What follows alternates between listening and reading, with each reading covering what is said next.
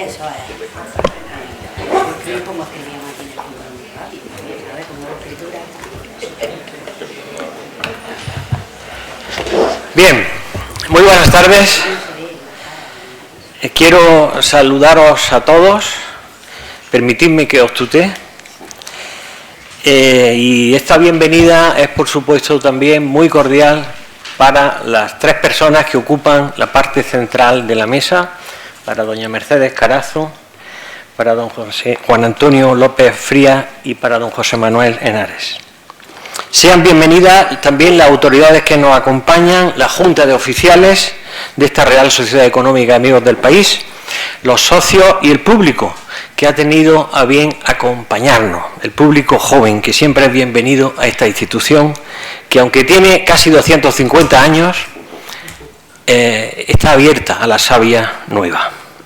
Hoy, como decía, es un día especial en la económica, pues como ya se ve en la palestra, hemos alterado la escenografía de la mesa, pues además de juristas, que somos quienes estamos aquí, somos caballeros. Y por eso hemos cedido a la notario doña Mercedes Carazo el lugar de preferencia en el centro de la mesa. Y lo hemos acordado así porque hoy es un día singular en la económica. Hoy es un día singular y me voy a explicar brevemente. No es cualquier cosa reunir a tres notarios al mismo tiempo y en el mismo lugar, en la misma sala. Y más difícil aún es reunir a tres notarios de la categoría profesional y humana como los que hoy nos visitan e ilustran en la económica. Así que muchas gracias Mercedes, muchas gracias Juan Antonio, muchas gracias José Manuel, en mi nombre y en el de esta institución que tengo el honor de representar.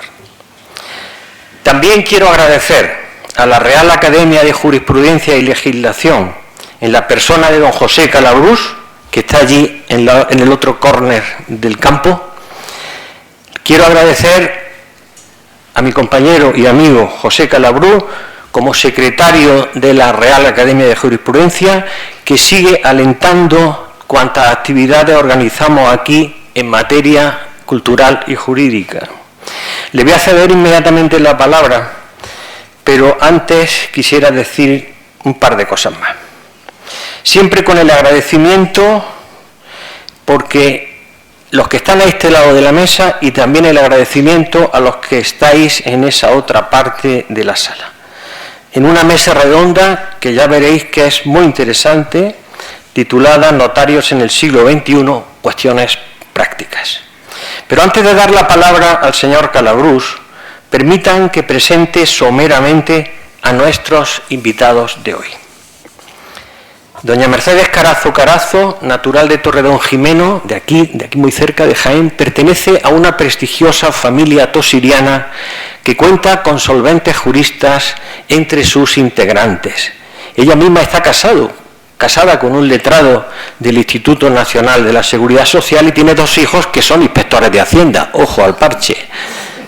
Mercedes es licenciada en Derecho por la Universidad de Granada en el periodo 1981-1986 y logró la oposición a notaría en el año 1991.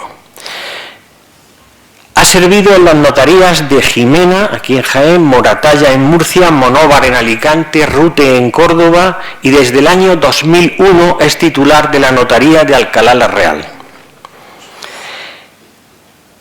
Junto a ella, a su izquierda, está don José Manuel Henares Casas, que se licenció en Derecho en la Universidad de Granada entre los años 1989 y 1994. Obtuvo la oposición de notarías en el año 1998 y ha servido en distintas notarías, como la de Huertortájar en Granada, y en la actualidad es notario en Salobreña, aunque extiende sus funciones también por la costa tropical en Almuñécar. Últimamente me han dicho que lo ven mucho, y así porque es un hombre muy disponible. Quizá es el factotum de esta reunión, y me quedo corto al decir solo que es el factotum de esta reunión. En la notaría de don José Manuel Henares, en la costa tropical granadina, él realiza todo tipo de instrumentación jurídica, herencias, poderes, actas, compraventas, en fin, todo tipo de contratación mercantil y civil. Y aquí, don Juan Antonio López Frías, nacido aquí, en Jaén, donde vivió en su infancia. Hace poco pasamos con la bicicleta por ahí, ¿recuerdas, Juan Antonio? Por tu casa de niñez. El notario López Frías estudió Derecho en la Universidad de Granada. Yo creo que como todos los que estamos en la mesa. Donde se licenció, entonces no había Universidad de Jaén, por eso. Donde se licenció en el año 1981, realizó curso de doctorado en su facultad, siendo profesor asociado del Departamento de Derecho Civil desde el año 1992. Ahí quedó vinculado a la docencia, a la investigación en el área civilista, incluyendo seminarios sobre testamentos, derecho notarial, dentro de la actividad académica de la facultad. Don Juan Antonio obtuvo el título de notario en el año 1984, en Burgos. Desde entonces ha ocupado la plaza de notario en Montefrío, Granada, Morón de la Frontera, Lorca, Guadix y actualmente es notario en la capital de Granada. En este último lugar es en el que ejerce y donde da muestras sobradas. Si te metes en internet, preguntas por la notaría de don Juan Antonio y bueno, en fin. Ha sido miembro del Ilustre Colegio Notarial de Granada, académico de número de la Academia Granadina del Notariado, secretario de la Academia de Preparación de Oposiciones del Colegio Notarial de Granada, en fin, mil cosas, porque Juan Antonio es un baluarte. Pero en fin, antes de ceder la palabra a José Calabrú y luego a ellos, permitan que diga con Aristóteles que somos lo que hacemos de manera constante. Que la excelencia no es un acto, es un hábito. Y que añada que en un contexto social donde el sistema jurídico debe combinar garantías, cercanía y adaptación tecnológica, la función notarial es un baluarte muy a tener en cuenta. Por eso están ellos aquí.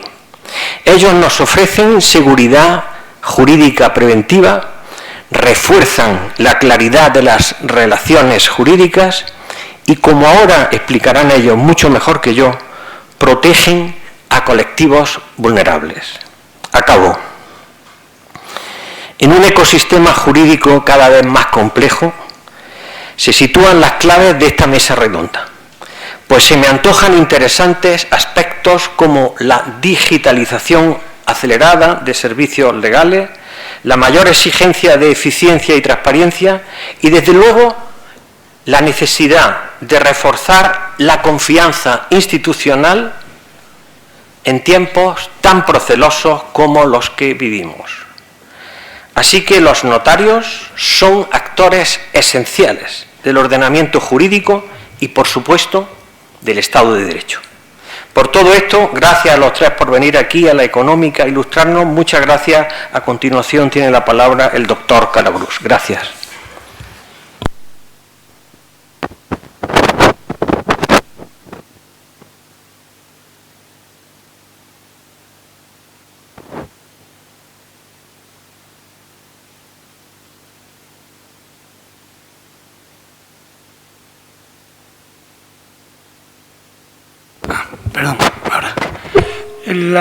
Que en virtud del convenio de colaboración suscrito estemos ayudando, potenciando, colaborando en la difusión del derecho en esta sede, en esta institución, y eso pues entra claramente dentro de los fines y objetivos de nuestra academia.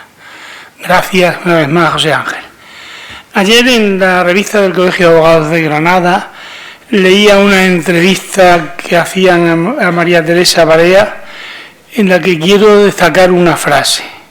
Nuestro mayor tesoro es la percepción de los ciudadanos de que lo que hacen ante notario está bien hecho es la esencia y al mismo tiempo el resultado de la seguridad jurídica preventiva y del control de legalidad a lo que nos dedicamos. Cuando el notario da fe significa que eso está ajustado a la legalidad y no va a dar problemas, lo que resume el aforismo notaría abierta, juzgado cerrado. Fin de la cita.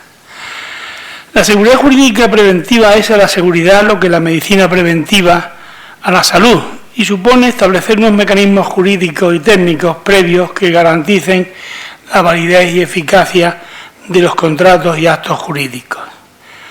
Hoy, junto a la demanda de seguridad y certeza, existe también una mayor concienciación en el ejercicio de los derechos, incluido el acceso a la jurisdicción. Por desgracia, la respuesta judicial suele ser tardía siempre y muchas veces insatisfactoria, debido a la carencia de medios, la obsolescencia de estructuras y normas procesales y la masificación. Los poderes públicos son remisos y cicateros en la dotación de recursos y medios materiales para la jurisdicción. La Ley Orgánica 1/2005 de 2 de enero ha recuperado, modernizando la vieja exigencia de conciliación previa, imponiendo, con una única finalidad teórica, al menos de descongestionar los órganos judiciales, los llamados MASC, medios alternativos de solución de conflictos, que pueden ser útiles si no son obligatorios, si no son obligados, y en los que pueden converger entidades públicas y privadas, abogados, operadores jurídicos, registradores y notarios. Es decir, ahí también tiene un papel importante la seguridad jurídica preventiva extrajudicial.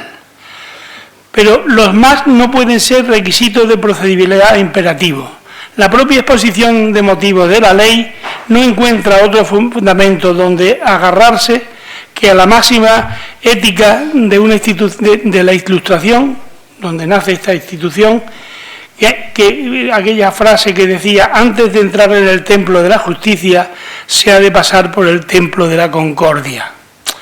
Pero esto es una tautología.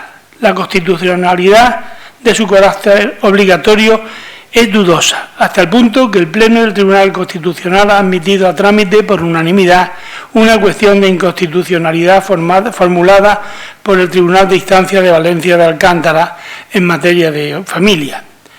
Es evidente que en materia de jus cogens que requieren un preceptivo pronunciamiento judicial carecen de utilidad los MASC, porque al final, si hay menores, si hay materias reservadas, tienen que ser dictada una resolución. Pero es que además esa obligatoriedad, incluso en materias de derecho dispositivo, vulnera el artículo 24.1 de la Constitución, que ha sido generosamente interpretado por el Tribunal Constitucional y en concreto en la sentencia de 2016, que dice que el primer contenido del derecho que reconoce el artículo 24.1 es el acceso a la jurisdicción, el derecho a ser parte en un proceso y a obtener un pronunciamiento sobre las pretensiones aducidas. Pues parece que me he perdido, no me he perdido, quiero volver. Sin duda, el notariado del siglo XXI, pionero ya en la implantación de las nuevas tecnologías, tiene mucho que decir en el campo de la seguridad jurídica y de la concordia, y en el ámbito de la concordia, en la mediación, en esos medios alternativos a la resolución de los conflictos. Por eso creo que quería hacer hincapié en que todo esto de los MASC y la tarea de los notarios es meritoria en la prevención y en la resolución. No puede ser impuesto, no puede ser obligatorio. Si se hace obligatorio precisamente por poner un filtro al acceso a los tribunales, primero, los ciudadanos no lo aceptarán y segundo, el Tribunal Constitucional le puede sacar la tarjeta. Creo que ahora ellos nos ilustrarán mucho mejor que lo que yo acabo de apuntar, más o menos. Muchas gracias.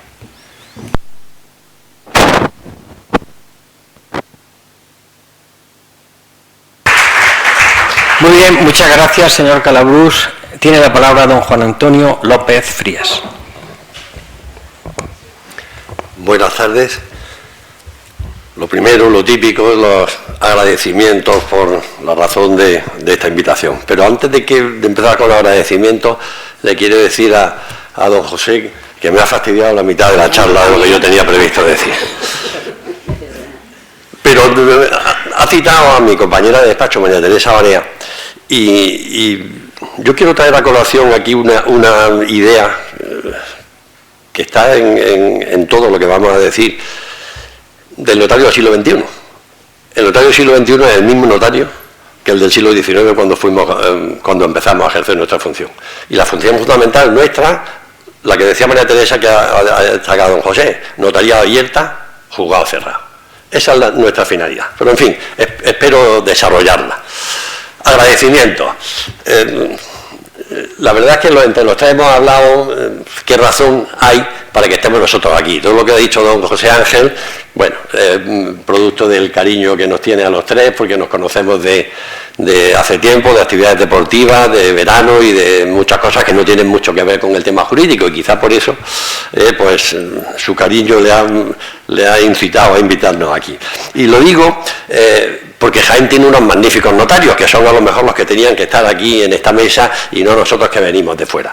A lo mejor la única ventaja que tiene el que seamos nosotros de fuera es que no podemos hacer captación de clientela porque no van a venir a la nuestra, y aconsejamos cuando al final de esta exposición vayan ustedes a los notarios de Jaén, que son todos, sin excepción, magníficos. Vaya por delante que yo esta tarde he pedido permiso a la delegada de distrito, doña Matilde Loma, que además es íntima amiga mía, para decir, oye, que voy a actuar en tu demarcación, no creas que pretendo nada extraño con esta actuación. La segunda razón quizás de nuestra presencia aquí es porque los tres somos notarios muy parecidos. Los tres creemos en la utilidad de nuestra profesión. Somos notarios, creo que los tres vocacionales. Nos gusta lo que hacemos y eso es fundamental, y yo creo que eso lo vamos a transmitir. Yo en ese sentido pues soy muy vehemente defendiendo lo que hago todos los días porque me gusta, y creo y me atrevo a decir que hasta incluso soy feliz haciendo lo que hago. De hecho podría ya jubilarme, y aquí estoy aguantando sin jubilarme todavía.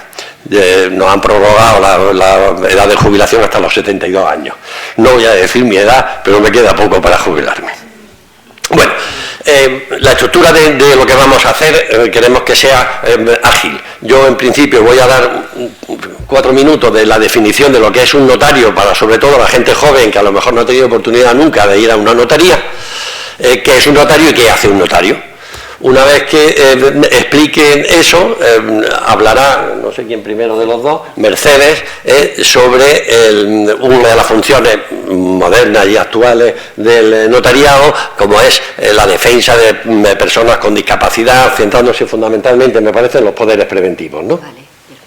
Y a continuación, José Manuel pues hablará de otro tema también muy notarial y muy actual, que es algunas de las facetas de la defensa de los derechos de consumidores, que es un tema que nos importa mucho a los notarios.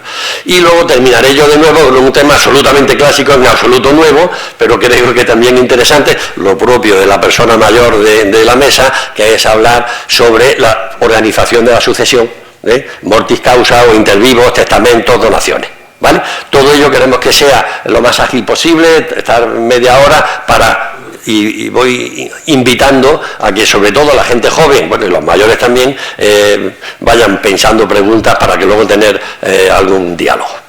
Bueno, pues el notario, en principio, puede ser definido como un funcionario público y un profesional del derecho, a la vez.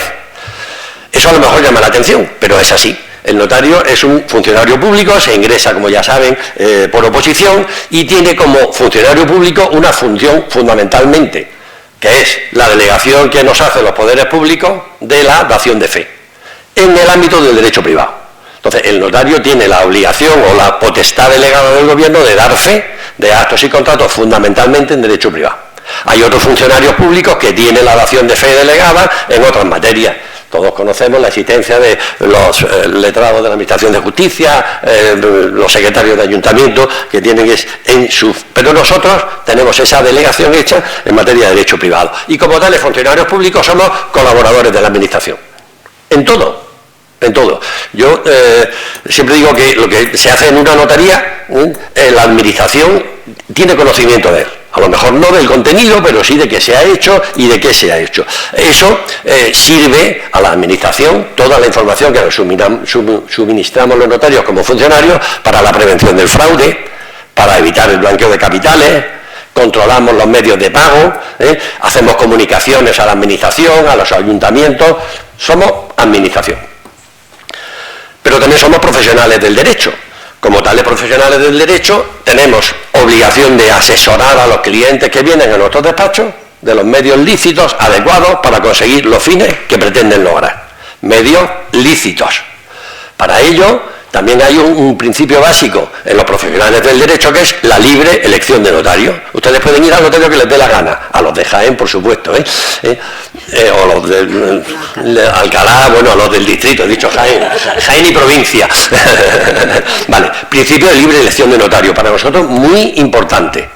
Que sea el consumidor, que sea el cliente, el que busque el notario que quiera, que no le sea nunca impuesto por la gran entidad, o por el banco, o por la inmobiliaria.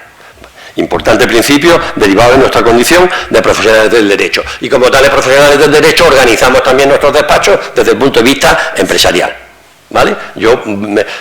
Tenemos plazas en las que cada uno podemos ejercer, se accede a ellas, pero dentro de esa plaza yo organizo mi despacho, busco mi local, busco mi empleado, lo doto de medios, se nos paga por arancel. No formamos parte del presupuesto, y nuestro arancel, y no se rían, tiene cierto carácter social. O sea, hay documentos que están privilegiados en cuanto a nuestro arancel, porque entendemos que hay que fomentar el otorgamiento de determinados documentos. Luego me referiré a los testamentos, que es en lo que estoy especialmente pensando. Definido como profesional del derecho, como funcionario público, decir que lo que fundamentalmente hace el notario, la función del notario es el otorgamiento de instrumentos públicos. Instrumentos públicos para los que lo primero que tenemos que hacer es, con el cliente que tenemos delante, es indagar su voluntad e interpretarla. Esto parece fácil, pero no lo es en algunos casos.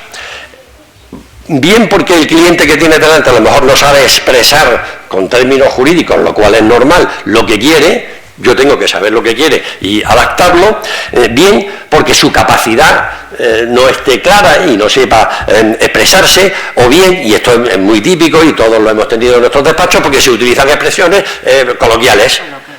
Mire usted que yo quiero hacer testamento, pues ¿cómo quiere usted hacerlo? Pues del uno para el otro y después para los hijos.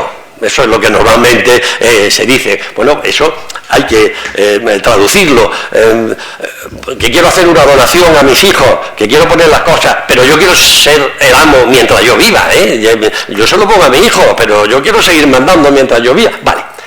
Tenemos que indagar la voluntad de las partes e interpretarla. Y esa es una labor muy bonita que exige trato e inmediación con el cliente. Una vez conocida e interpretada esa voluntad, se procede a la redacción del instrumento público. Esa redacción exige un profundo conocimiento del derecho. Nos guste o no nos guste, tenemos que estudiar y tenemos que seguir estudiando. Me estoy mirando a la parte final de la sala, que vais a tener que seguir estudiando toda vuestra vida. Porque esto es así, para estar al día hay que estar estudiando.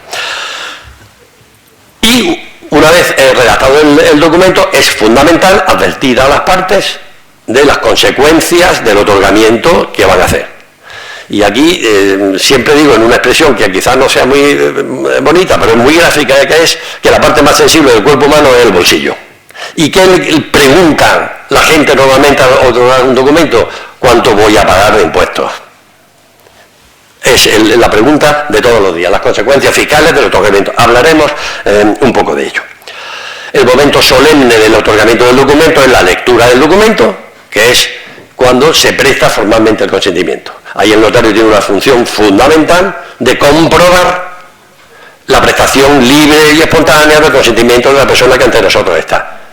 Aquí hay que enjuiciar la capacidad y hay que evitar la existencia de coacciones o presiones y que una persona presta el consentimiento libremente, cuestión que muchas veces no es fácil tampoco. Una vez otorgado el documento público, eso se conserva en el protocolo notarial. El protocolo notarial es la colección de instrumentos públicos otorgados en una notaría a lo largo de un año. Hoy, notario del siglo XXI, ese protocolo se conserva no solo en soporte papel, sino también en soporte electrónico, con la misma validez que en soporte papel. Yo como notario viejo me da un poco miedo el tema este del protocolo electrónico, y aquí voy a hacer un pequeñito paréntesis de algo que ha sucedido hoy mismo. Bueno, no sé si hoy o ayer, en Málaga, o con una determinada casa proveedora del sistema que utilizamos los notarios. Hay diversas casas, pues una de ellas han hackeado el programa informático que utilizan algunos notarios y han extraído toda la documentación del protocolo electrónico. Incluso están, no sé si llegan al punto de extorsionar a los notarios para decir, o me pagas tal cantidad de dinero o divulgo esta base de datos tan fantástica que tiene. Protocolo electrónico, sí, pero con cuidado, ¿vale? Muy bien. Los viejos seguimos manteniendo la devoción por el soporte papel. Termino diciendo que, otorgado el documento público, ¿cuál es la finalidad que tiene? Lo han dicho ya los dos, don José Ángel y don José de Calabrú. Consecución, seguridad jurídica. Notaría abierta, juzgado cerrado. ¿Qué pretendemos? Lo que decía María Teresa Barea, que la certidumbre, la certeza de la relación jurídica establecida ante un notario, eso va a misa, o debe ir, si no, no cumplimos nuestra función. Y dentro de esta modernidad de nuestra función, destacamos dos aspectos fundamentales, que es de los que van a hablar José Manuel y Mercedes. Protección de los derechos de los consumidores, que es un tema que nos preocupa mucho.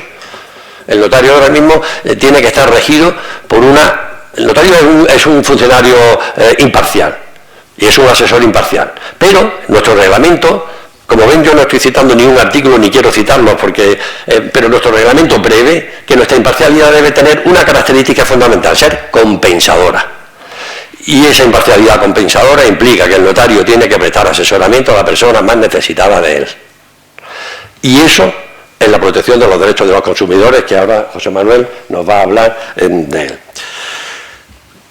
También personas más necesitadas de protección son las personas mayores o las personas con discapacidad. Segundo tema que queremos tratar. Terminaré yo con el clásico tema de los testamentos y de la sucesión mortis causa. Bueno, pues sin más, Mercedes tiene la palabra. Pero te vamos a dar la palabra. No, hombre, no, yo no he terminado.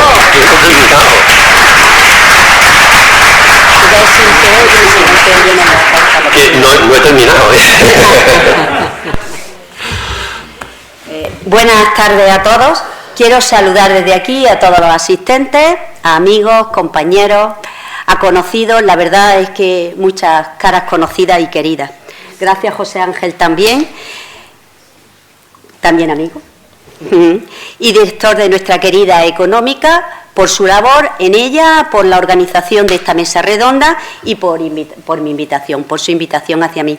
La verdad es que sería hipócrita decir que no estoy contenta de estar aquí en mi querido Jaén y pasar este rato aquí con vosotros. En el marco de esta mesa redonda sobre el notario del siglo XXI, tenemos los notarios muchos retos por delante. Si hace unos años me dicen que cuál es el mayor reto que quería conseguir, pues diría que sería aprobar las oposiciones. Hoy, en mi despacho, pues sigo teniendo retos y, la verdad, retos muy, muy apasionantes e ilusionantes. Vaya por delante que el notariado está inmerso en la sociedad. No se entiende unos intereses notariales que no sean los intereses de la sociedad. Si bien es cierto que, como siempre se dice, el derecho va por detrás de la realidad, como corriendo detrás de ella, y a veces demasiado lento.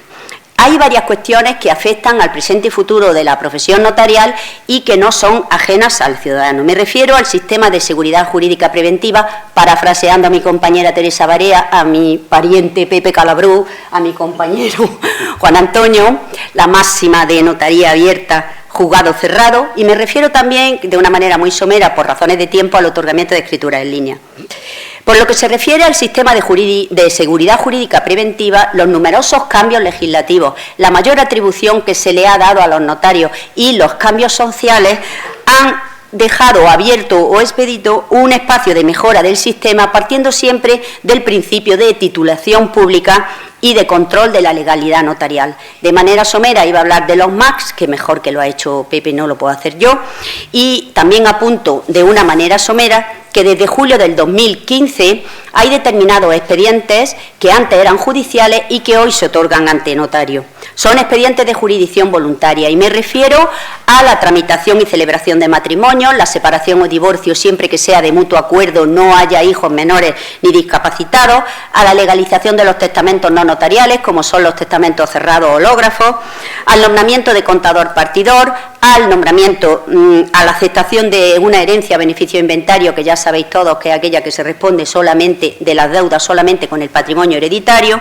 la reclamación de deudas dinerarias al deudor no contradichas y el ofrecimiento de pago al acreedor y su consignación. O bien hay una serie de subastas de bienes que están autorizadas y se hacen en cumplimiento de una disposición legal o de un procedimiento judicial o administrativo. En definitiva, son determinados expedientes, es que en realidad no hay ninguna controversia con otra parte, pero sí es cierto que es necesario que intervenga una autoridad pública que resuelva la situación. Todo ello, además de suponer una descarga de los juzgados, está permitiendo una tramitación de estos expedientes con mayor agilidad y rapidez. Por otra parte, y en otro orden de cosas, me centro en la Ley 8/2021 de apoyo a las personas con discapacidad, como ha dicho mi compañero Juan Antonio. El sistema anterior era muy judicializado, un sistema muy rígido, y tendía a la sustitución de la persona en el ejercicio de sus facultades de decisión. Y se basaba en una distinción técnica muy tradicional y muy antigua entre lo que era la capacidad jurídica y la capacidad de obrar. Esta ley que os digo supone un cambio profundo en la manera en que la sociedad ve a las personas que tienen discapacidad y ha acabado con el estigma que tradicionalmente les ha afectado. Entonces, lo que pretende la ley, su objetivo, es que estas personas tengan más control en la toma de decisiones que le afecten y que reciban para ello el apoyo que sea adecuado para llevarla a cabo. Entonces, es un cambio de paradigma muy importante, porque ahora se van a tener en cuenta los deseos de las personas con discapacidad y sus preferencias, y además también se va a intentar promover su autonomía personal. Para ello, la ley va a introducir modificaciones en el Código Civil, modificaciones en la ley hipotecaria, en la ley de enjuiciamiento civil, en la ley de notariado y en otras normas que están relacionadas. Pero lo más novedoso de esta ley es, como os digo, los apoyos voluntarios, que los podemos definir como simplemente como personas que ayudan, personas que apoyan, y todo ello siendo preferente a los apoyos judiciales, la curatela, ya sea representativa o sustancial, que son de carácter subsidiario. Estas medidas de apoyo voluntaria que se instrumentalizan en notaría son a las que yo me voy a referir. Vamos a imaginarnos por un momento una persona que ha sido diagnosticada de una enfermedad neurodegenerativa. Pues bien, en estos primeros estadios de su enfermedad, la verdad es que ella todavía cuenta con capacidad para decidir qué persona quiere que le acompañe en este difícil momento de su vida. Y entonces puede dejar constancia por adelantado de sus deseos y preferencias en temas tan delicados como es la gestión de su patrimonio, las decisiones médicas, sus cuidados, incluso hasta el final de su vida. Estas personas designadas para ayudar al paciente tienen en cuenta sus deseos, intentarán ajustarse a ellos, e incluso en esos casos en que la persona ya no puede expresarlo. Por eso vemos que la ley, incluso en los momentos más difíciles, garantiza el poder de decidir sobre el propio futuro. Fijaros que pasamos de un proceso de incapacitación a simplemente una ayuda en la toma de decisiones. Reflexionemos también por un momento en una persona con discapacidad al tener que pasar por un procedimiento judicial por el cual se le permita recibir ayuda en decisiones importantes de su vida. Era un procedimiento dolorosísimo, no solo para la persona con discapacidad, sino también para su familia. Pero hoy, gracias a la nueva ley, esto ha cambiado, se han eliminado las tradicionales figuras de guarda tradicionales que, como las entendíamos antes, como es la tutela, la patria potestad prorrogada o el proceso de incapacitación, y ahora estas personas con discapacidad tienen derecho a recibir apoyo y ayuda en la toma de decisiones sin que sea otra persona la que decida por ellas. Y ahondando más, es cada día, lo vemos todos los días en los despachos, la típica persona que va con la pregunta y la preocupación de: me preocupa que con la edad vaya perdiendo capacidad y me encuentre en una situación en que no pueda decidir por mí mismo. ¿Qué puedo hacer? Pues para ello, y para la ley apuesta por las medidas de apoyo voluntario. Estas medidas de apoyo voluntario puede ser pues nombrar una persona que nos asista en caso de necesitar ayuda, un guardador de hecho, elegir a tu futuro curador, es decir, es la autocuratela, nosotros mismos nos nombramos un curador para el caso que fuera preciso, o otorgar poderes preventivos a personas de confianza. Fijaros que digo personas de confianza, por lo cual estamos ante un marco jurídico totalmente nuevo, para lo cual es aconsejable acudir a la notaría, tener una entrevista con el notario y a fin de buscar con ello la fórmula que sea más adecuada a cada persona, a su situación personal, a su situación patrimonial y a su situación familiar, porque ya os he dicho que la ley prioriza estas medidas de apoyo voluntario. La ley incluye el apoyo informal. Entra en escena la figura del guardador de hecho, tal y como se entiende ahora. La guarda de hecho es una medida informal de apoyo que se va a utilizar siempre que no haya medidas de apoyo voluntarias, no las hayamos escogido, y siempre antes que las judiciales. De hecho, todos los que estamos aquí, que estemos cuidando de alguien, de alguna persona con discapacidad, sin que haya un nombramiento judicial, estamos siendo guardadores de hecho. Estas personas son personas que compran el pan, que van al cine, que toman el autobús, pero que se pueden ver necesitadas puntualmente de un apoyo. Entonces, esta persona elegida va a ser el guardador de hecho y va a prestarle el apoyo que necesite en la toma de decisiones puntuales. Como he dicho, es una medida informal, no necesita ningún tipo de procedimiento judicial que, como he dicho, a menudo es doloroso y desproporcionado. Pensemos en personas que tienen una situación muy leve de discapacidad o bien la persona que está teniendo un proceso cognitivo ya un poco alterado por su avanzada edad, pero que cuenta con el acompañamiento y con la asistencia de sus familiares y amigos.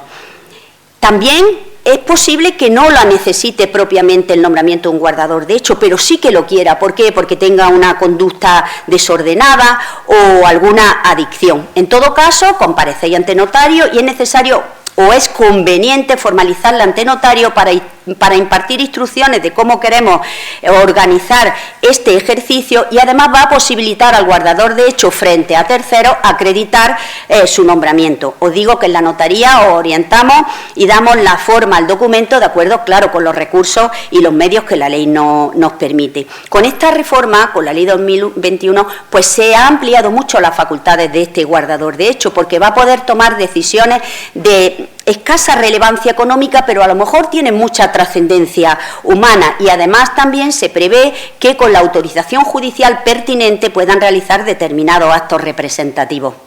Y llegamos al punto de verdad culmen, que es el tema de los poderes preventivos otorgados ante notario. Y ello porque debido a la mayor longevidad es necesario contar con una serie de instrumentos que faciliten la vida de los mayores en diferentes ámbitos, en el ámbito sanitario, de salud, de ocio, de previsión financiera y sobre todo en el ámbito jurídico. Y en el ámbito jurídico juegan un papel fundamental los apoderamientos. Los poderes preventivos, o también llamados continuados, son aquellos en los que el poder dante prevé que en caso de sobrevenirle una situación de discapacidad psíquica, su apoderado pueda actuar o bien puede seguir actuando por él.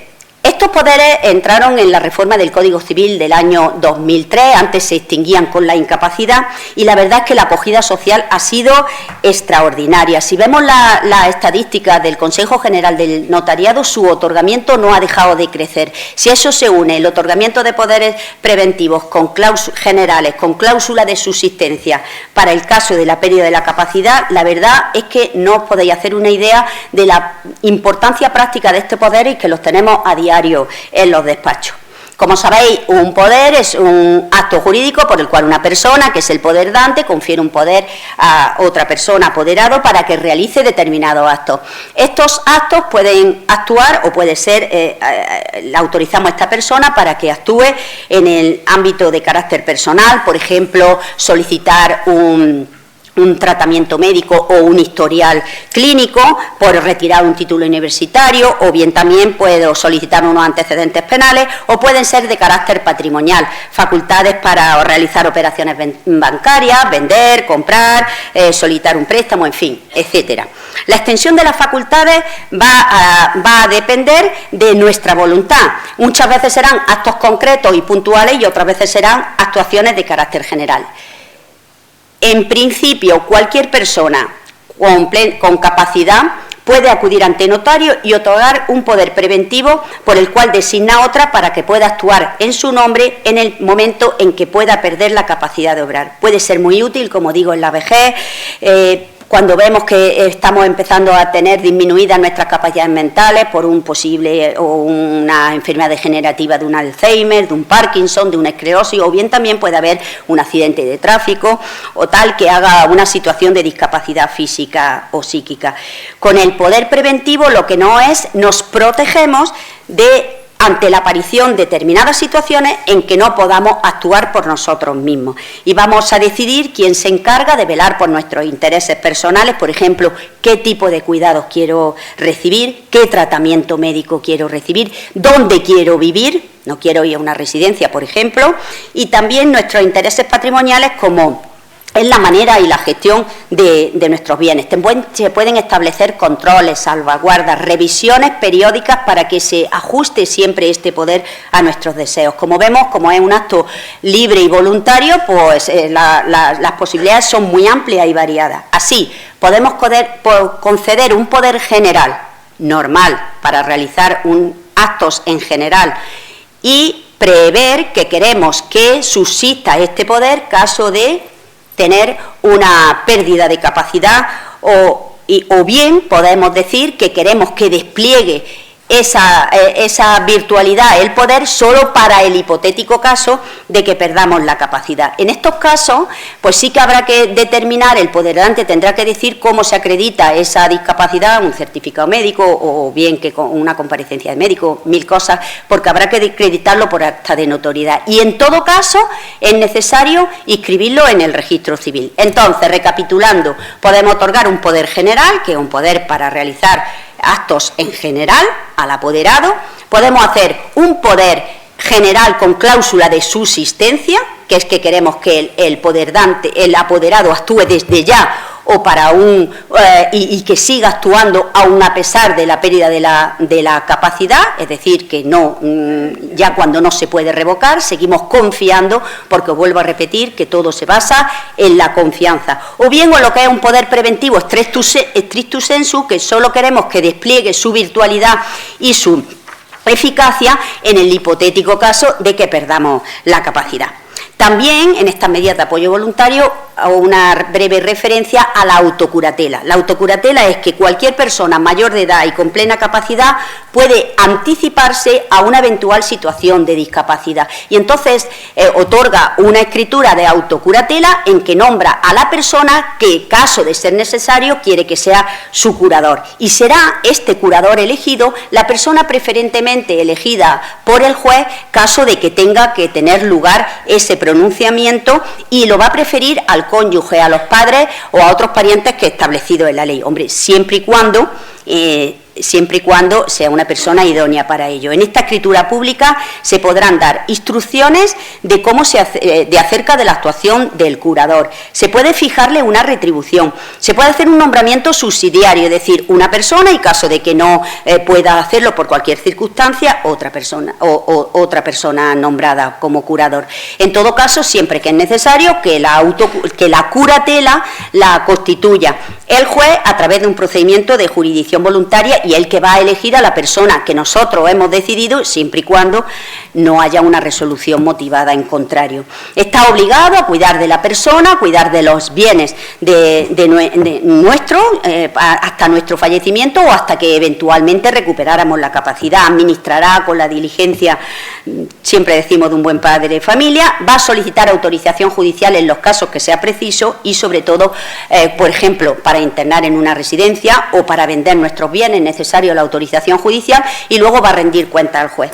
Vemos que, no sé, a lo mejor la línea divisoria entre el poder preventivo y la autocuratela no la veis muy clara, pero en pocas palabras decimos que la autocuratela necesita que sea el juez el que determine la falta de discernimiento, que sea el juez el que haga el nombramiento del curador, que va a elegir a esa persona siempre y cuando no haya causa que no lo haga aconsejable. Podrá representarnos totalmente, o bien, en vez de representarnos totalmente, lo que puede hacer solamente asistirnos, dependerá de nuestro grado de discernimiento, y va a necesitar autorización judicial para determinados actos. actos. Pero en el poder preventivo es que nosotros queremos que esa persona en la cual confiamos actúe no solo ahora, sino también cuando perdamos la capacidad. No es necesario que se haya declarado judicialmente la discapacidad, y se nos va a representar desde el mismo momento, y si nosotros autorizamos a esta persona para vender, para hipotecar, para realizar actos de riguroso dominio en nuestro nombre, pues va a poder seguir actuándolo porque es nuestro apoderado. Como vemos, son figuras diferentes y que están previstas para momentos diferentes. Hacemos un poquito de referencia, un poquito de referencia al testamento vital, que bueno, que simplemente que lo voy a poder otorgar también en el centro de salud, pero es un documento de voluntad anticipada con los tratamientos médicos, y ya simplemente y últimamente, porque puede dar lugar para otra charla, es que podemos, después de noviembre del 2023, hacer otorgamientos por videoconferencia a través del portal del notariado, sí, lo tenía que decir, a través del portal del notariado por videoconferencia, una plataforma online que ha creado el Consejo General. Se podrán pedir copias de escritura y se podrán autorizar determinados actos que vienen determinados expresamente, como en las pólizas mercantiles y otros documentos bancarios, pero no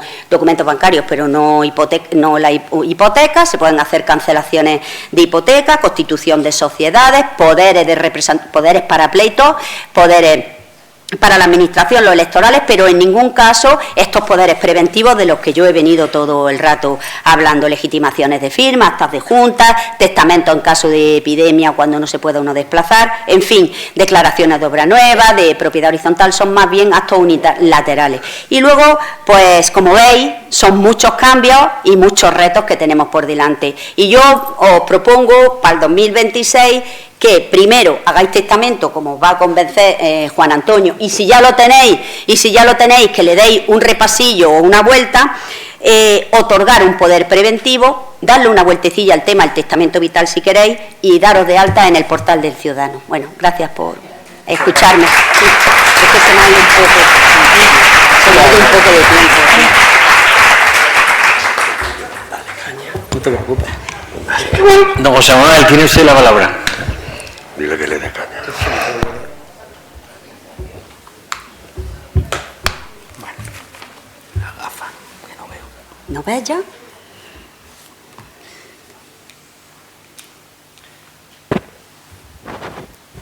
Bueno, como pueden ver, el notario del siglo XXI sigue usando chuletas, papeles, anotaciones y, como buen notario, el cronómetro. José Ángel nos prometió un tiempo, ayer en mi casa lo metí en tiempo, espero A mí me pasó hoy no pasarme de tiempo. Así que, como buen opositor, le damos el tiempo. Bueno, como todo el mundo da las gracias, yo acabo de anotar que tenía que darle las gracias a José Ángel especialmente, y él sabe que las circunstancias de la vida han hecho que una ciudad jienense llamada Quesada, que tanto queremos y de la que él es un ciudadano insigne, haya conseguido que entablemos una relación especial, y lo tenía que decir. Bueno, a mí me ha tocado en suerte la protección al consumidor, y en concreto la Ley 5/19 de regulación de los créditos inmobiliarios, que todos coincidimos que viene a resolver con carácter definitivo la problemática creada con las cláusulas de los préstamos hipotecarios. Los jóvenes seguramente no os acordaréis, pero los que no somos tan jóvenes recordamos las famosas cláusulas suelo y otras cláusulas que fueron declaradas nulas por abusivas, por falta de claridad, etcétera, y que, como veremos a lo largo de la exposición, creó verdaderos problemas y hasta la ruina para las personas. La exposición de motivos, y os recomiendo a todos, tanto a los jóvenes como a cualquier persona que no se adopte en la materia, que la exposición de motivos es lo mejor que se puede leer de una ley, porque realmente lo que explica con claridad lo que se quiere regular. Ya habla de garantizar un régimen jurídico seguro, ágil y eficaz, recuperar la confianza, potenciar la seguridad jurídica, la transparencia y, curiosamente, la comprensión de los contratos y de las cláusulas, como si la gente no hubiera comprendido nunca qué es lo que firma ni el contenido de un contrato. Y fundamentalmente entiendo que ha venido a resolver la problemática, y en esto coincidimos los tres compañeros y amigos que estamos aquí, por dos razones fundamentales. Una, por el carácter irrenunciable del procedimiento, Siempre se han regulado las normas y había órdenes que establecían, bueno, una serie de criterios para que el consumidor, el prestatario, pudiera conocer el contenido de lo que firmaba, pero era renunciable, con lo cual, si cabía la posibilidad de renunciar, pues no nos servía para nada. Sin embargo, la propia ley establece la nulidad de cualquier acto, de cualquier acuerdo que tenga por objeto la renuncia a este procedimiento. Y en segundo lugar, obviamente, por la intervención notarial durante todo el procedimiento, desde el comienzo hasta el final, como veremos a continuación. Simplemente explicar que esta ley tiene por objeto establecer normas de protección de deudores, es decir, de prestatarios, pero también, y eso hablo un poco más a los mayores, a los que son padres, de fiadores y de garantes, es decir, de hipotecantes en garantía de deuda ajena, los que ponen una finca, un piso, para que un hijo pueda empezar. Y afecta a todo tipo de préstamos sobre bienes inmuebles o cuya finalidad sea adquirir o conservar derechos sobre inmuebles, es decir, no solamente préstamos hipotecarios, sino también préstamos personales, pero los personales los vamos a dejar un poco al margen. Entonces mi objetivo es explicarle el procedimiento que se sigue y que van a seguir, o han seguido la mayoría de ustedes, cuando van a comprar un piso. Y cuando va a comprar un piso, como uno no tiene el dinero, pues tiene que ir al banco a pedir el dinero. Con lo cual, el cliente va al banco, ha visto las condiciones que le ofrece, le dice, mire usted, voy a comprar un piso y necesito tanto. Se aceptan las condiciones, y esto lo voy a leer literalmente para que vean dónde nos estamos moviendo los notarios del siglo XXI. Dice, el banco remite la documentación online al cliente, elige notario. El banco envía la documentación a la notaría, esto es, la cuelga en la plataforma, es decir, estas expresiones hemos tenido nosotros que adaptarlas, ¿vale? El notario la acepta con firma digital, que hoy día la podemos firmar en el móvil, ¿vale? Y descarga la documentación. Eso es así. Entonces, una vez que nosotros hemos descargado la documentación, nos ponemos en contacto con el cliente para que venga a la notaría. Y viene a firmar una cosa, ya sabéis que le pone nombre a todo, que se llama acta de transparencia material. Una compañera muy cercana dice que debería llamarse acta de transparencia espiritual. ¿Por qué? Porque al principio pues vienen nerviosos, con miedo, y al final pues se van tranquilos y con el ánimo por las nubes, y eso lo podemos garantizar. Yo hoy he tenido varias, y la verdad es que cuando terminemos de explicaros veréis por qué es así. Total, que viene el cliente, se le sienta en el despacho y se le dice, pues mire, le voy a leer el contenido de la operación, vamos a firmar un test, que aquí tengo el test, y claro, cuando saca el test empieza el cliente a hacer así, ya le tiemblan las piernas, dice, Dios mío, tengo que hacer un test para poder comprar un piso y que me dé un préstamo. Por favor, olvídese usted del test, que ahora le vamos a ayudar.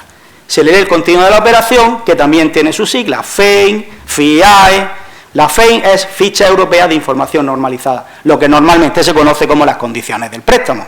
Es decir, el principal, los intereses, las cuotas, las comisiones, los gastos que tengo que pagar, la posibilidad de pagarlo anticipadamente y las consecuencias en caso de que no se pague, ¿vale?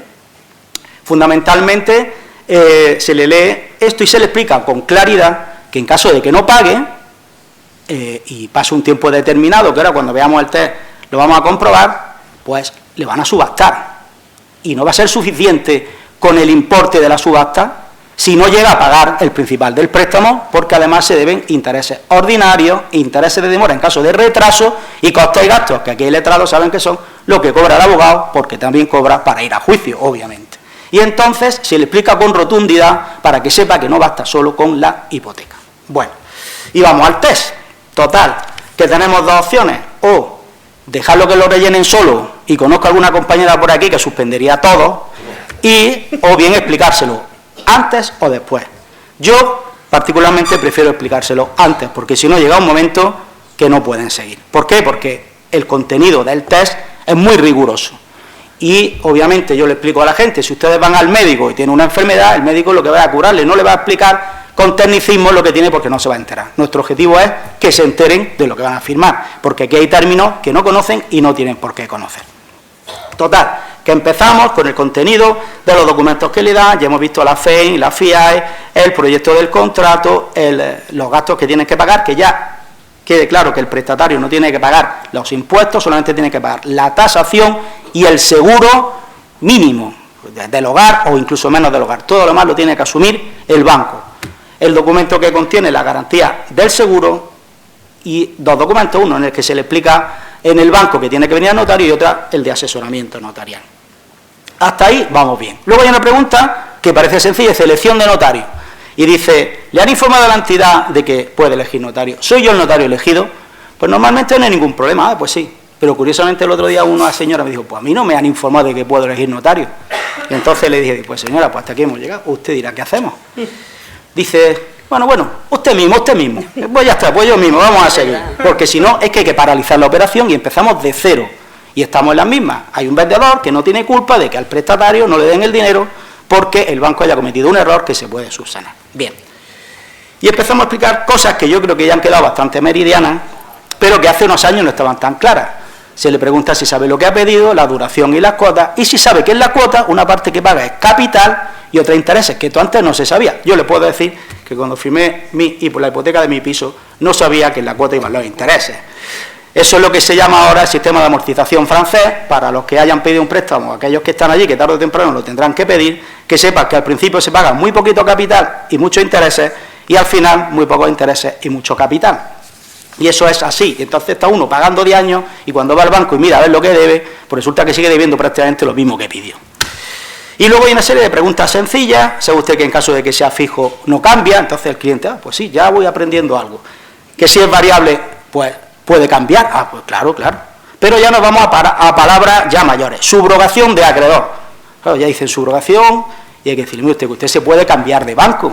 Y además hay una serie de beneficios, tanto fiscales como notariales y registrales, para que puedan cambiar de banco. Otra palabra, amortización. Claro, amortización y viene de muerte, se asustan un poco y dicen, ¿esto de amortizar qué es? Pues se le explica que puede usted pagarlo antes. Así me cobran, digo, pues ya le he explicado antes que depende, pueden cobrarle o pueden no cobrarle, pero usted tiene que contestar. Y hay una pregunta que yo, la verdad es que intento resolverla de la mejor manera posible, que dice lo siguiente, a ver si alguno de ustedes la comprende. ¿Comprende que esta comisión de existir solo podrá cobrarse si la amortización anticipada produce una pérdida para la entidad prestamista que ésta deberá justificarle? Y establece una serie de fórmulas que no hay quien entienda. Normalmente se le dice al cliente, mire usted, que si el banco recupera la inversión no le va a cobrar, ¿vale? Y si no la ha recuperado, la va a cobrar. Es decir, que si le toca la lotería al día siguiente de pedir el préstamo, el banco le va a cobrar su comisión.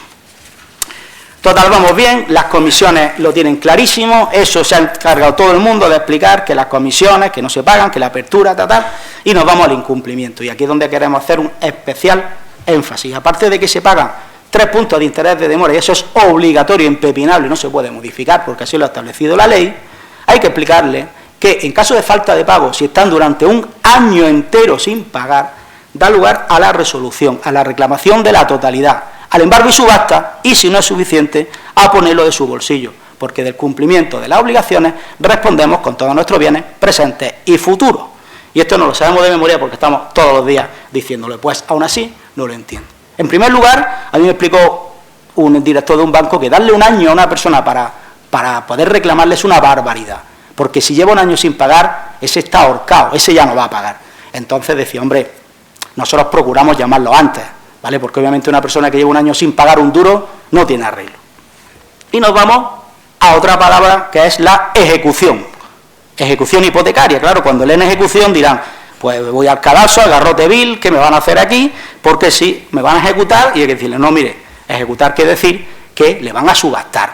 Ah, vale, pues muy bien, me subastan y entonces ya se queda el banco con el piso y ya hemos terminado. No hemos terminado. Y esto los extranjeros, que yo donde trabajo hay muchísimos extranjeros, no lo entienden. ¿Cómo que si yo le doy el piso al banco, voy a seguir pagando? Digo, pues claro que tiene usted que pagar. Usted tiene que pagar hasta la última peseta, hasta el último céntimo. ¿Por qué? Porque artículo 1911 del Código Civil de los romanos, del cumplimiento de las obligaciones, respondemos con todos nuestros bienes presentes y futuros.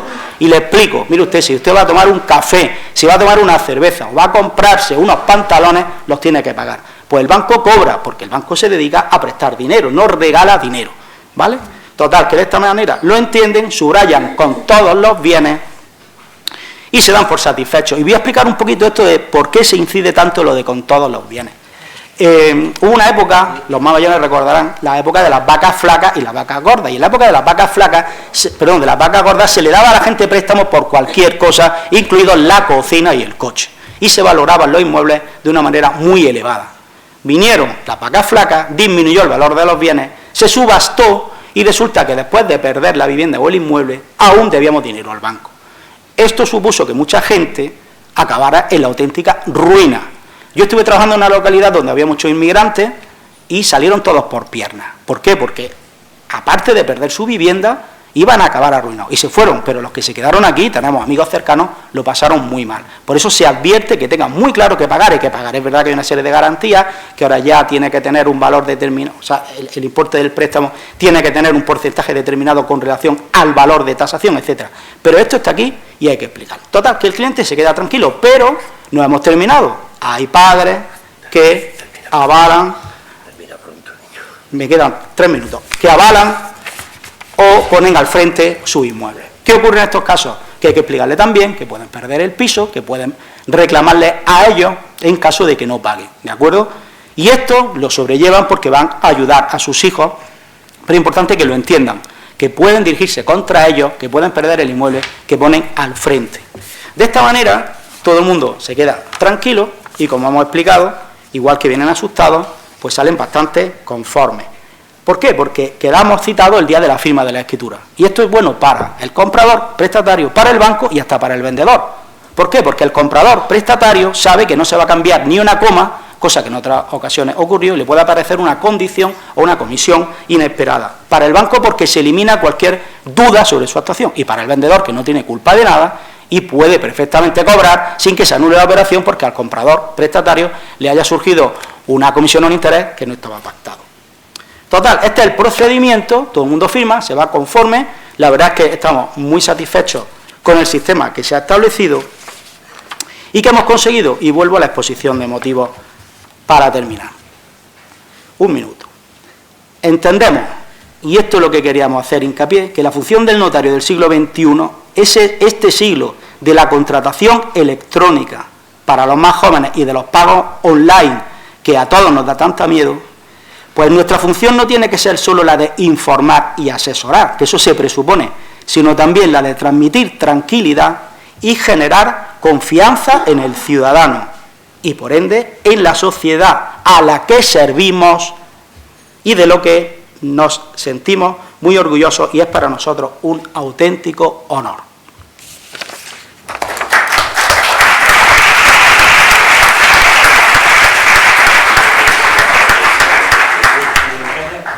Gracias por el esfuerzo de síntesis y don Juan Antonio López Frías va a poner colofón a la intervención con su capacidad docente también de síntesis. No tengo más remedio, yo siento que nos hayamos entretenido un poquito más de la cuenta, pero bueno, entramos en la sala de las momias, ¿vale? La sala de las momias es algo que está en el Código Civil y en nuestra ley del notariado desde el año 1862, que es el origen. Esto me voy a referir al testamento. Esto ha cambiado, pero muy poquito. Sin embargo, está absolutamente vigente porque todos estamos preocupados en la organización de nuestra sucesión para después de nuestra muerte o en poder organizarla en vida. Vale. Intentaré en 5 minutos decir lo que quiero decir porque nos interesa que si hay alguna duda se ponga de manifiesto. Es conveniente hacer testamento, lo tenemos clarísimo. Claro, ¿qué vamos a decir los notarios si vivimos de hacer testamento? Pero no nos interesa que se haga testamento. Los documentos que hay que hacer si no hay testamento, voy a hablar rápido, lo siento, los documentos que hay que hacer si no hay testamento los hacemos también los notarios. Son declaraciones de herederos y valen 3 veces lo que vale un testamento. ¿Vale? Entonces, es interesante hacer testamento, pero no por la razón económica exclusivamente, sino porque queremos organizar nuestra sucesión de acuerdo con nuestra voluntad expresa y manifestada, no de la forma impersonal que dice el Código Civil que hay que organizar la sucesión si una persona no hace testamento. Hemos decidido hacer testamento, lo he convencido, pero ¿qué testamento hacer? Bueno, hay diversos tipos de testamentos, testamento hológrafo, testamento cerrado y testamento abiertos notariales. ¿Qué va a decir un notario? Testamento abierto notarial, como es lógico. A lo mejor hay algunas ocasiones en que es aconsejable hacer un testamento hológrafo, que es el hecho de puño y letra por una persona. Rara vez. Yo en mis 42 años de ejercicio profesional he intervenido en 2, 3 testamentos hológrafos, en ningún testamento cerrado. Y puedo haber hecho 20.000 o 25.000 testamentos abiertos notariales. ¿De acuerdo? Está claro, el testamento notarial facilita el asesoramiento de un funcionario público especialista en esa materia, se custodia por parte del funcionario público, no hay riesgo de que se pierda, es el más barato, además, a la hora de organizar la sucesión de una persona. Hemos decidido hacer testamento, nos vamos ¿a qué notario? A cualquiera. Se presume la competencia de cualquier notario. Solo el notario tiene que ser hábil para actuar en el lugar del otorgamiento. Ustedes pueden ir a cualquier notario que quieran a hacer testamento. El señor de Jaén puede ir a Sevilla, el de Sevilla a Quesada, donde quieran. Solo tiene que ser hábil el notario en el lugar del otorgamiento. Yo no podría otorgar un testamento en Jaén. ¿De acuerdo? ¿A qué notario? A un notario en el que tengamos confianza. Aquí sí que vamos a desembuchar delante del notario lo que queremos para nuestra sucesión, y es un tema, un cargo de confianza. Yo no voy al médico, salvo que me lo pague la Seguridad Social, al que me impongan. Voy al médico porque lo voy a pagar yo, al que me da la gana, porque tengo confianza. Pues 3/4 del notario, en el caso del notario. El notario, una vez que se persona alguien para hacer testamento, lo primero que tiene que hacer es asegurarse de su identidad. ¿Cómo? Normalmente con sus documentos de identificación. Si no los tiene, y yo lo conozco personalmente, bajo mi responsabilidad, doy fe de quién es. Y en otro caso, se podría identificar a través de testigos. Pero en fin, eso es un formalismo que ahora no merece la pena profundizar en él. Una vez identificada la persona, lo que el notario tiene que hacer es asegurarse de la capacidad de esa persona. Hemos hablado mucho de la capacidad y de las discapacidades, pero aquí hay un momento muy importante en el que yo tengo que ver si la persona que viene a mí está capacitada, me expresa libremente su voluntad, no está coaccionada o no tiene alguna enfermedad que le impide manifestar libremente su voluntad. Aquí, y los letrados saben más de esto que yo, se ha discutido muchas veces si el notario es o no técnico, experto o persona con suficiente criterio para determinar o no la capacidad de una persona. Lo somos, aunque solo sea por la experiencia. Yo muchas veces cuando tengo dudas, yo me confieso cristiano, pues me encomiendo al Espíritu Santo y digo, Señor, Espíritu Santo, ilumíname a ver si este Señor tiene una capacidad. No solemos equivocarnos. Y las pocas veces que nos hemos equivocado, o que ha habido dudas sobre esa capacidad, los tribunales son muy taxativos con el juicio de suficiencia de capacidad que hace el notario. Yo tengo aquí una sentencia que he transcrito, dice que constituye una enérgica presunción el juicio de capacidad que hace el notario, iuris tantum, de actitud que solo puede destruirse mediante una completa prueba en contrario. O sea, para que un testamento hecho ante notario por una persona de la cual se duda de la capacidad prospere la impugnación, tiene que ser una persona que esté absolutamente fuera de sus cabales. Con lo cual eso nos da mucha garantía también del otorgamiento de un testamento y de su vigencia.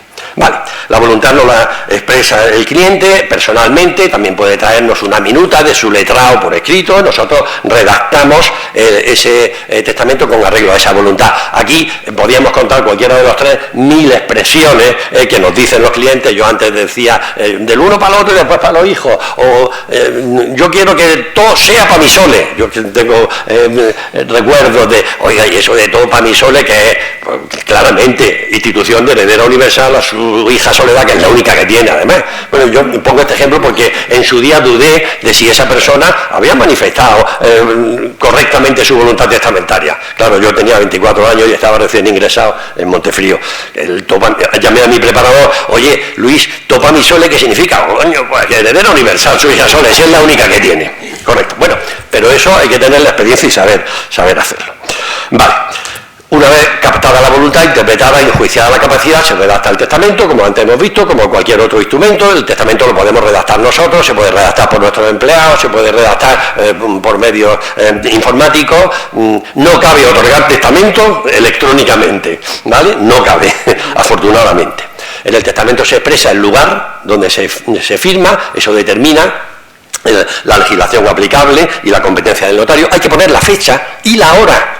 Es importante el tema de la hora, porque como ustedes saben, los testamentos son esencialmente revocables, y en un mismo día yo puedo otorgar los testamentos. He tenido el caso de un matrimonio muy bien avenido formalmente, en el que todo para ti y todo para mí, por la mañana, y por la tarde venir uno de los dos decir, tengo una relación extramatrimonial, lo que he dicho esta mañana, no quiero que sea así, y tiene usted la obligación de hacerme un nuevo testamento.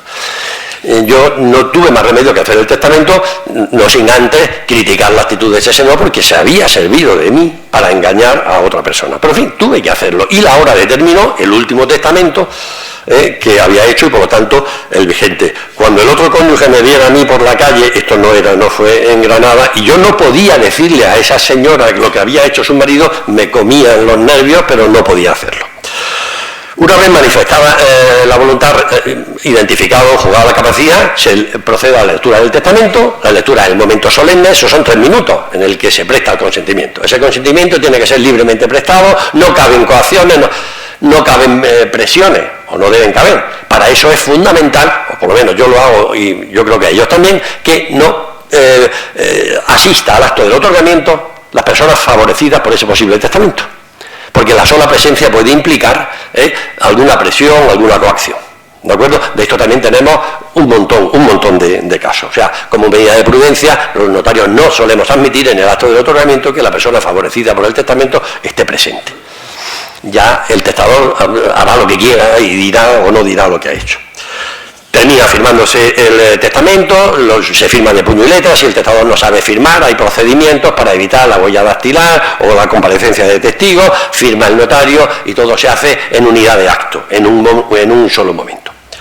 Terminado el testamento, se conserva por parte del notario, y aquí hay otra cosa muy importante, que es quién tiene derecho a obtener o a saber el contenido de ese testamento. Por supuesto nadie, salvo el testador o persona especialmente autorizada por el testador. Este es otro caso muy típico, que nos vienen a la notaría: oye, yo sé que mi tía estuvo aquí ayer, ¿y qué vino a hacer? Pues a usted no le importa. Es que yo sé que ha hecho testamento, pues no se lo puedo decir. ¿Lo ha hecho a mi favor? Pues tampoco se lo puedo decir.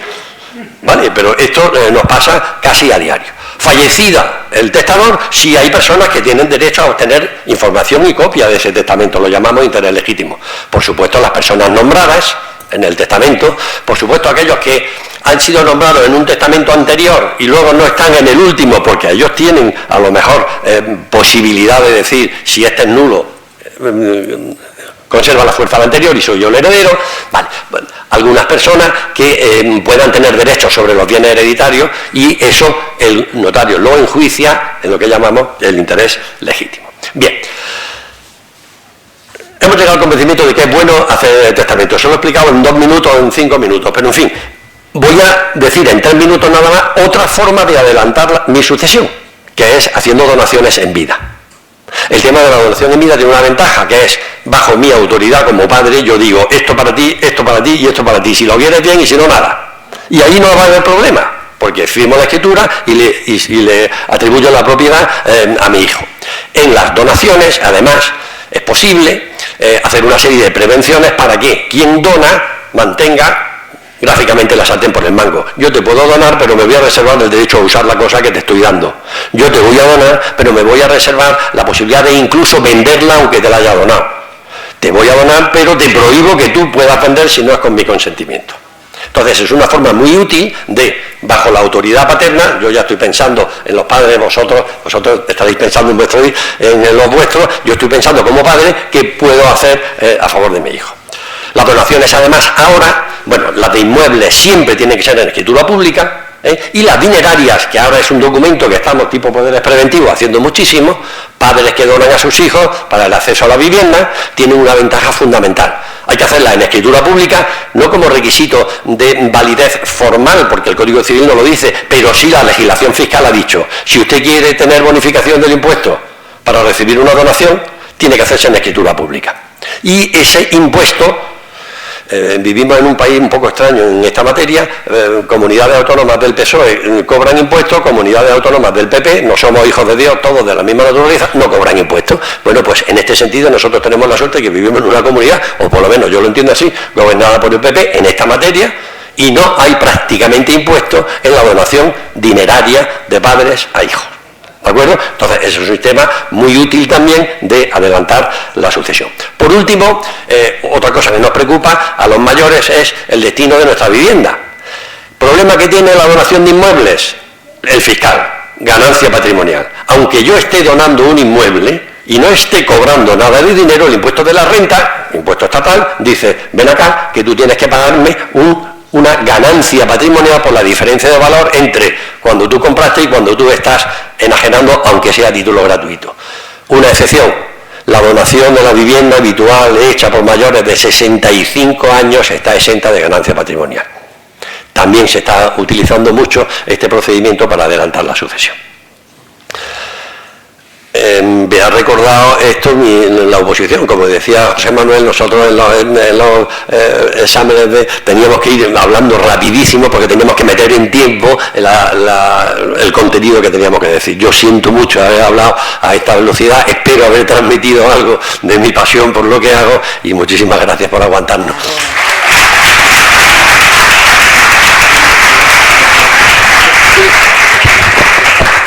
Muchas gracias, Juan Antonio, por sintetizar, contarlo tan bien, además. Bueno, como hoy hemos tenido suerte y que no ha venido el que hace preguntas dando una conferencia, podemos